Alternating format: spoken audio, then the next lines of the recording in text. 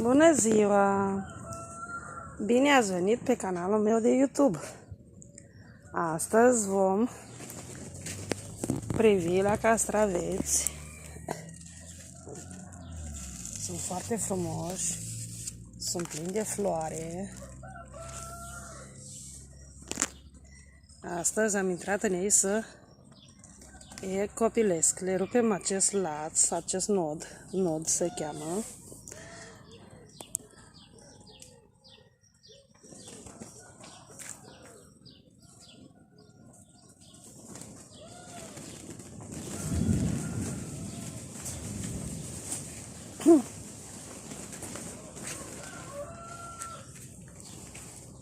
Acestea sunt roșiile. Avem și mici gogonele.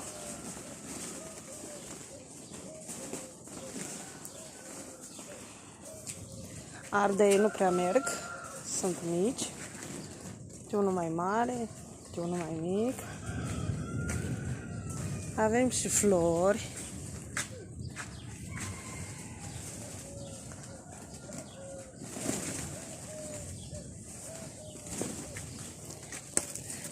Vă spun o veste bună, vine ploaia.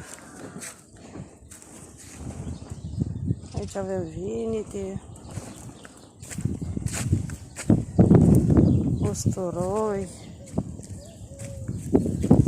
avem roșii, fasole, abia așteptăm, fideluță, avem ardei iute.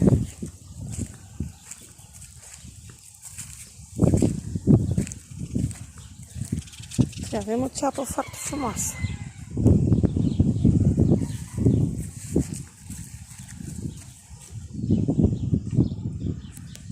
Pentru astăzi, doar atât. Avem și cireși de mai, dar prea puține. Vă pup și vă iubesc și vă invit pe canalul meu de YouTube. O zi bună și cu multă sănătate. Pa, pa, vă pup!